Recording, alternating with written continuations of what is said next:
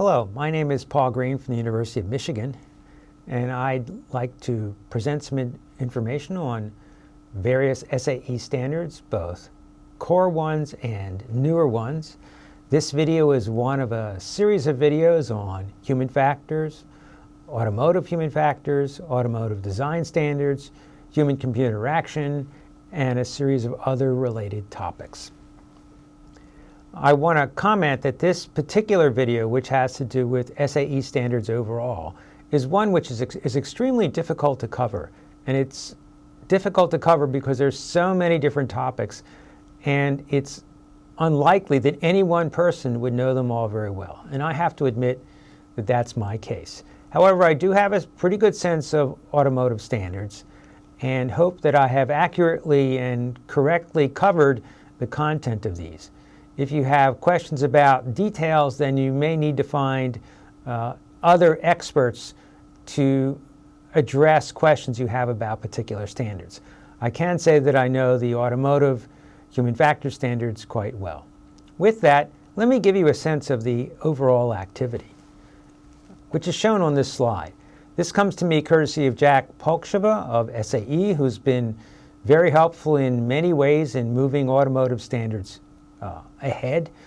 There is no way you can read all the material here, but I think that the detail might be suggestive of the level of effort, which is, I think, effectively communicated by the data shown here. At the current time, SAE has 609 committees working on standards associated with ground vehicles. This is a huge effort. And shown here on this slide, in addition, is somewhat larger some of the topic areas that SAE is focusing on. So there's a core of activities on surface development. There's a series of activities associated with chassis, with brakes, steering issues, and so forth. Vehicle engineering, aerodynamics, glazing, cooling. There's work on ergonomics. There's a vehicle safety area, which includes the safety and human factors folks. There's issues of lighting. There's vehicle electrical issues. Hybrid vehicles has its own group. Powertrain issues, battery issues, green tech. And then this is motor vehicles, which is separate from the people working on trucks and buses, fuels and lubricants, cooperative project, materials, ag equipment is another group. Special vehicles like motorcycles and snowmobiles, that's another group. So again, I want to thank Jack Polksheva of SAE for providing lots of useful context. With that, I want to talk about the subject matter at hand, and I've partitioned this presentation into two parts. The first that covers, as shown here, the classical standards, and the second that addresses newer technology. The first one pertains to topics that basically anybody in the auto industry should know about, regardless of their working on. The second tend to be indicative of where the industry is going and are specific topics that are of interest to maybe subsets of the automotive engineering population. With that, let me start with the first one. Steel. Vehicles are made of steel, and there needs to be some way to identify what steel is used. Carbon steels are used very commonly, as other kinds of steel, but carbon is very common. That's covered in SAE J403. That particular document has 11 pages to it, references 6 other standards, and has a number of major tables. Here's an example of one small piece of a table. Steels are identified by an SAE number shown here, and in particular, the first 2 digits, if they're 111 or 12, are for carbon steels. If the digits have other values, they represent other kinds of steel. And I've listed here a YouTube video which says more about what these numbers mean.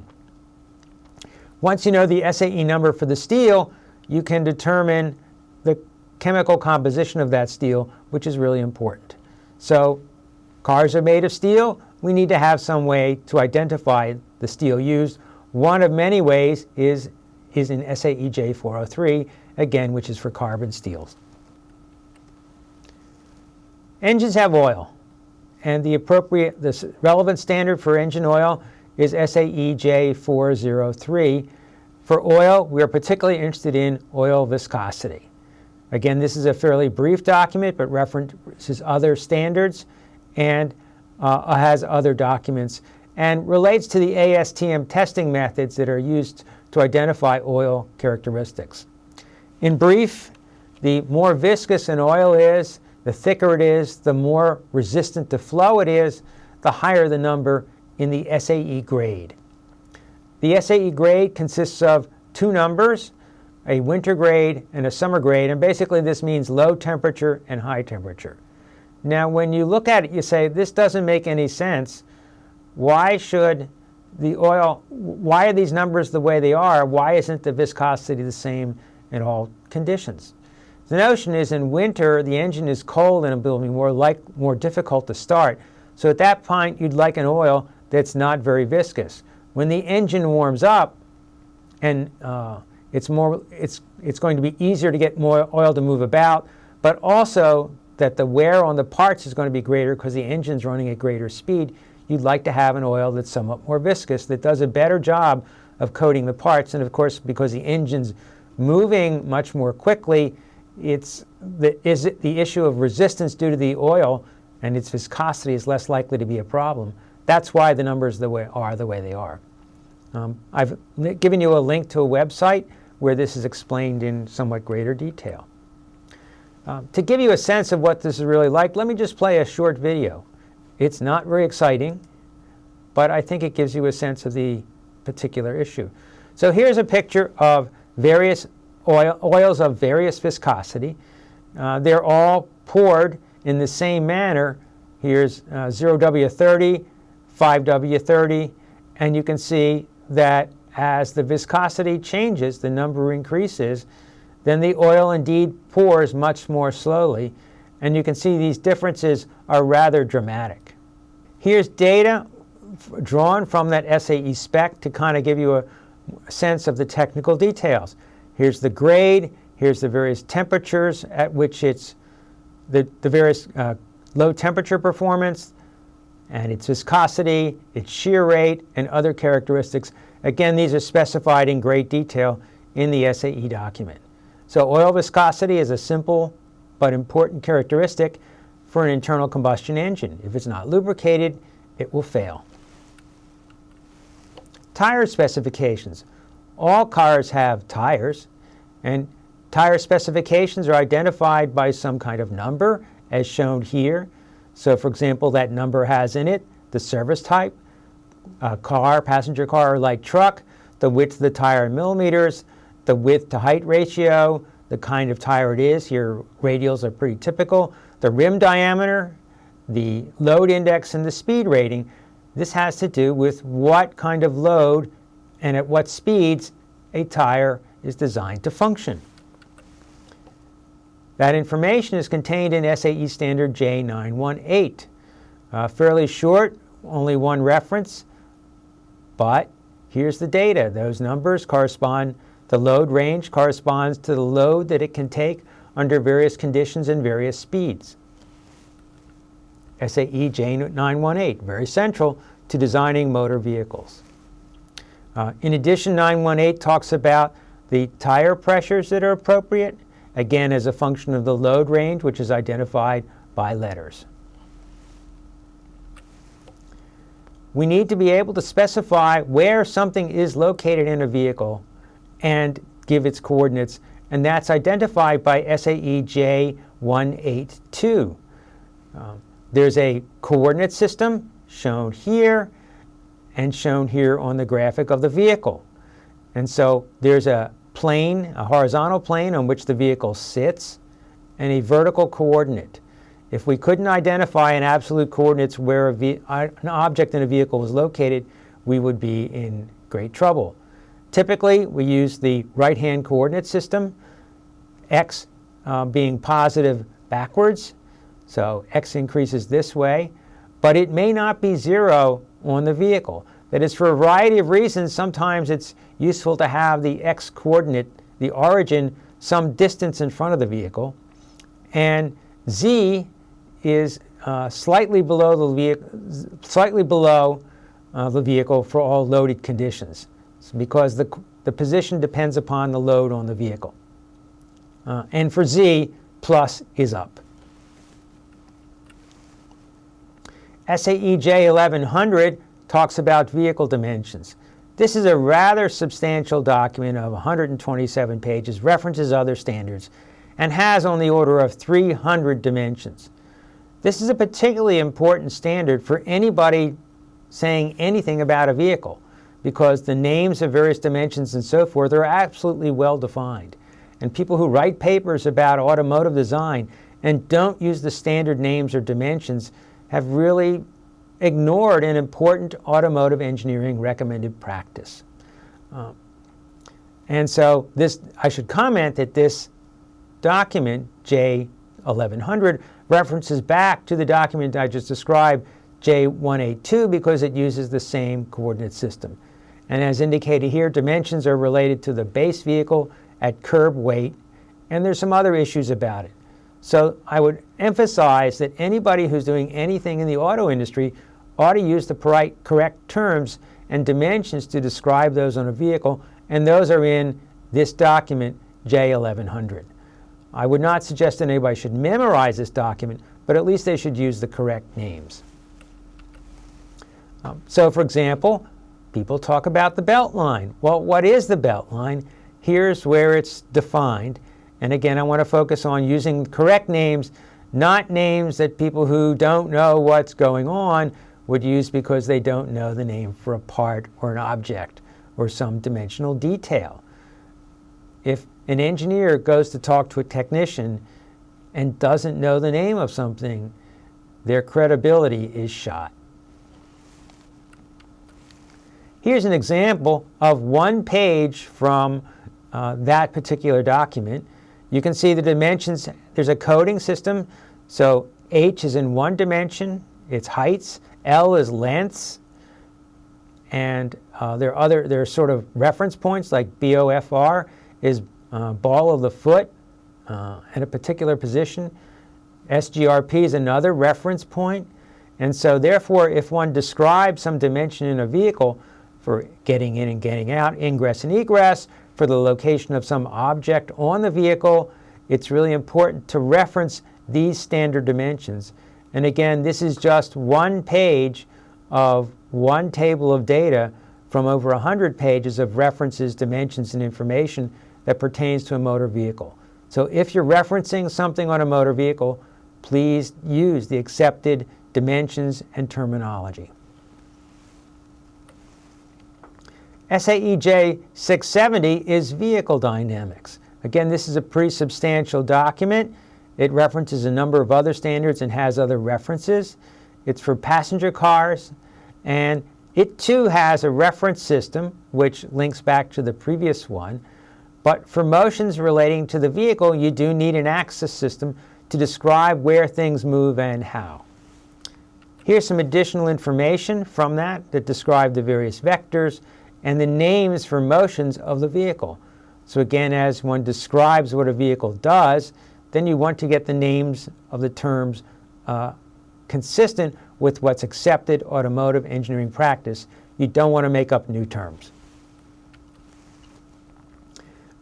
Tires are defined in SAE J670, and here's the specific names for the terms and the characteristics, and some of the characteristics about those vehicle components that are described in this document. Again, if you're, for example, doing something about vehicle handling, vehicle dynamics that relate to tires, you'd like to use the appropriate accepted technical names for those features and those aspects, and they're listed here. A document that I do want to spend a moment on is SAE J2944. It's a newer document in the sort of big picture, but it's one that I feel is particularly important and not as well known as it should be. It has to do with driving performance measures and statistics. It has applications to many areas, including human factors, crash avoidance, automated driving, and so forth. It's quite substantial. It's 171 pages long and has more than 300 references. So it's unusually detailed in terms of its coverage. What are some of the terms and so forth that are defined in this document? Well, we have lateral control measures, such as pedal movements. For example, what's response time, which I'll talk about in a moment. There are 15 different ways that response time could be identified. What's a lane departure? What's a roadway departure?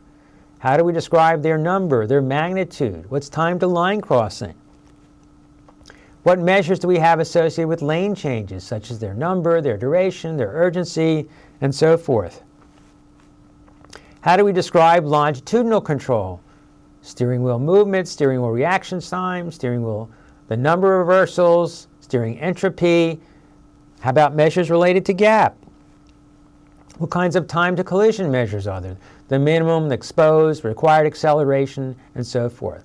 So these terms, there are about 50 of them, are defined in this document. And the reason we have developed it is because the terms were not used consistently in the past, or if they were used consistently, sometimes they weren't defined. And so there were all kinds of problems that led to this particular document. This pertains to not only engineering and design, but also research and publications associated with vehicle and human performance.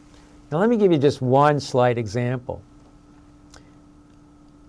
Response time. A person is driving and somebody says, I measured response time. Obviously the question is, what was the trigger event? Was it a lead vehicle brake light illuminating?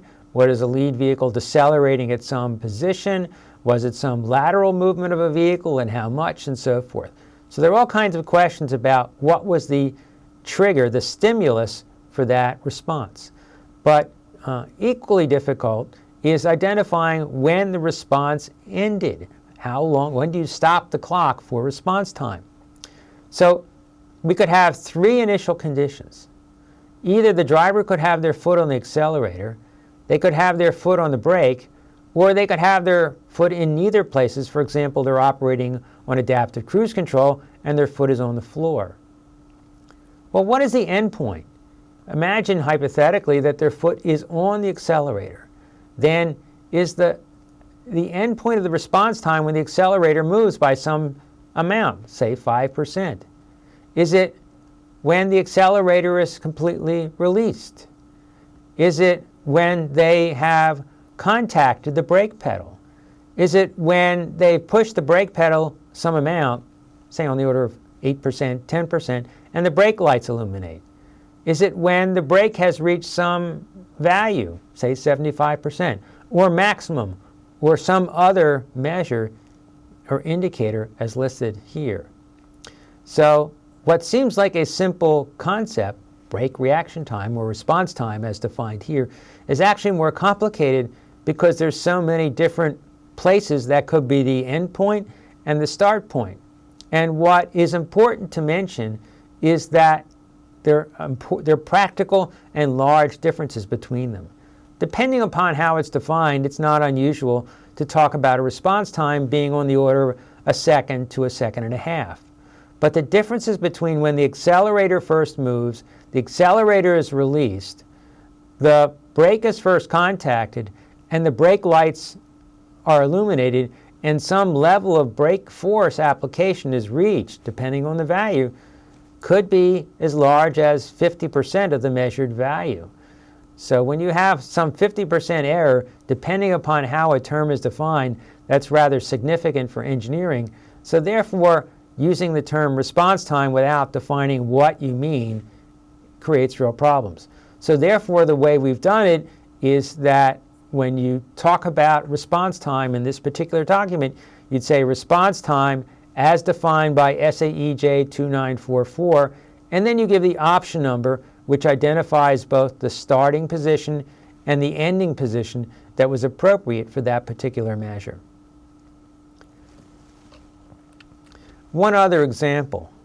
When you read the literature about driving, people say, oh, I measured headway. And headway was traditionally defined by civil engineers when they were interested in vehicles passing along a road, and they were interested in the time between when the first vehicle passed, namely the front end of that vehicle, and the front end of the vehicle that followed, because they were interested in vehicles per lane per hour, the ability of the road to handle traffic. When you hear human factors people and others talk about it, they say headway, but what they really mean is gap. Why? Because they're worried about the lead vehicle decelerating and the following vehicle, which has the subject in it, striking that vehicle. So the correct term really is gap.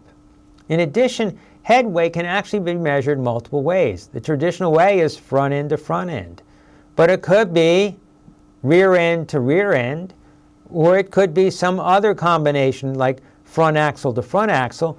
This occurs because often traffic movements are detected by road tubes, those little black tubes that you see across the road. And so by looking at the time pulses between one time it's triggered and another, tells you something about the movement of traffic over that section of road. So in that case, it's very likely to be front axle to front axle. And so the difference between these measures, for example, between gap and headway, option A is determined to the front of the vehicle, could be the length of the vehicle.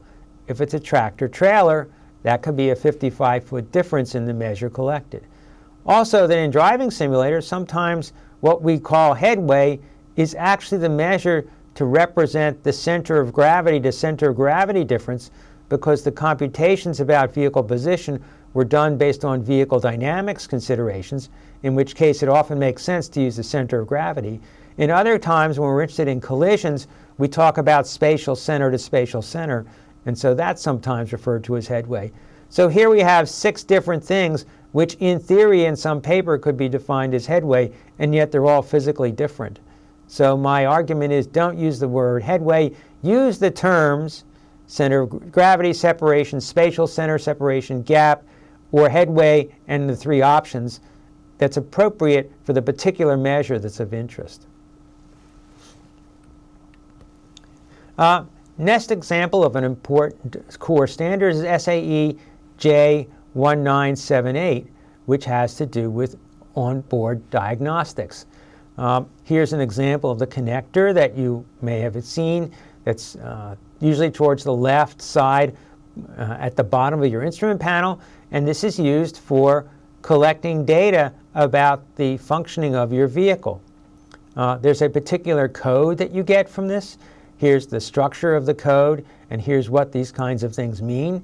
So if you had a scanner like this, and you plugged it in, and you got some code because you're interested in how the vehicle is functioning, you could use the code number to determine what the problem is. So J1978 has been around for a while, and J1979 is test methods, which is related to it. So that gives you a sense of kind of what I would consider to be a number of the core standards that SAE has. There are many, many others, but anybody doing anything having to do with the auto industry should at least know about the existence of these standards, maybe not about their details, but they should know that they exist, and if issues that come up pertaining to them, then they should go look these documents up.